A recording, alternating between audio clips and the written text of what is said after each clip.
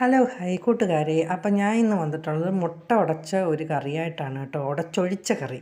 അപ്പോൾ അതെങ്ങനെയാണെന്ന് നോക്കിയാലോ. അപ്പോൾ ഞാൻ 3 മുട്ട എടുത്തിട്ടുണ്ട്. പിന്നെ നമ്മളെ കറുകപ്പട്ട, ഗ്രാമ്പൂ, ഏലക്ക, കുരുമുളക്, പിന്നെ തക്കാളി 2 എണ്ണം, പിന്നെ നമ്മൾ ഇഞ്ചി, പച്ചമുളക്, കറിവേപ്പില, സവാള, അങ്ങനെയുള്ള കുറച്ച് ഐറ്റംസ് വെച്ച് നമുക്ക് മുട്ട ഒടിച്ചൊഴിച്ച് കറി ഉണ്ടാക്കാം കേട്ടോ.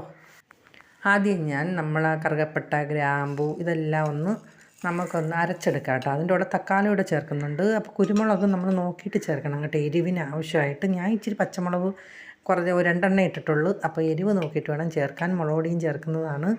അപ്പോൾ തക്കാളി ഇട്ട് നല്ല പേസ്റ്റ് പോലെ നമുക്ക് അരച്ച് വെക്കാം. അപ്പം പലതരം കറികൾ പല രീതിയിലുണ്ടാക്കുമല്ലേ. അപ്പം ഞാനിത് എന്താ പറയുന്നത്, എൻ്റേതായ രീതിയിലാണ് ഉണ്ടാക്കുന്നത് കേട്ടോ. നമ്മൾ യൂട്യൂബിൽ നോക്കുമ്പോൾ സെയിം പോലെ ഉണ്ടാക്കത്തില്ല. എൻ്റേതായ രീതി ഞാൻ അതിനകത്ത് ഉൾപ്പെടുത്താറുണ്ട്, ഏത് കറി വെച്ചാലും കേട്ടോ.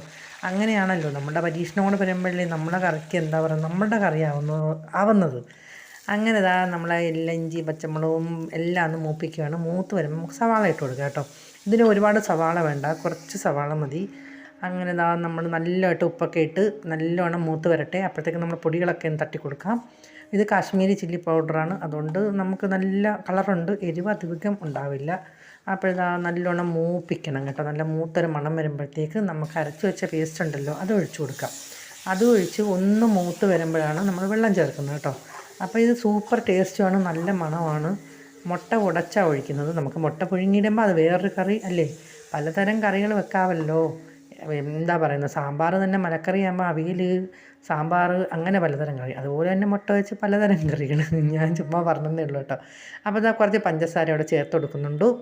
ഞാനിങ്ങനെ ഓരോ പരീക്ഷണങ്ങൾ നടത്തും. വിജയിക്കുകയാണെങ്കിൽ നിങ്ങളുടെ മുന്നിൽ വരാറുണ്ട്. അപ്പോൾ വീഡിയോ കാണുന്ന കൂട്ടുകാർ ഫുള്ള് കണ്ട് സപ്പോർട്ടൊക്കെ ചെയ്യണേ. അപ്പോൾ നല്ല തിളച്ച് കുറുകി വന്നിട്ടുണ്ട്. കുറച്ചുകൂടെ കുറുകിയിട്ട് മുട്ട ഒഴിച്ചാലും മതി. പക്ഷേ ഞാൻ ഈ ഒരു പരുവത്തിൽ തന്നെ മുട്ട ഇങ്ങനെ ഓരോന്നായിട്ട് ഉടച്ചൊഴിച്ചു കൊടുക്കുന്നുണ്ട് കേട്ടോ. അപ്പോൾ എനിക്ക് പറ്റിയ അബദ്ധമെന്ന് വെച്ചാൽ ഉടച്ചൊഴിച്ച് എനിക്ക് എന്താ പറയുക, ധൃതിയിൽ സമയമില്ലാത്ത പോലെ ഞാൻ ഒന്ന് ഇളക്കി കൊടുത്ത്. പക്ഷേ അങ്ങനെ ചെയ്യരുത്. കുറച്ച് ചെറിയ തീയിലിട്ട്, കുറച്ച് തീ എന്ന് വെച്ചാൽ ചെറിയ തീയാണ് കേട്ടോ. കുറച്ച് സമയം കഴിഞ്ഞതിന് ശേഷം മാത്രം കരണ്ടി ഇട്ട് കൊടുക്കുക. അല്ലെങ്കിൽ ഒരു മുട്ട പൊളിഞ്ഞു പോകും. എൻ്റെ ഒരു മുട്ട പൊളിഞ്ഞു പോയി. ബാക്കിയൊന്നും കുഴപ്പമൊന്നുമില്ലായിരുന്നു.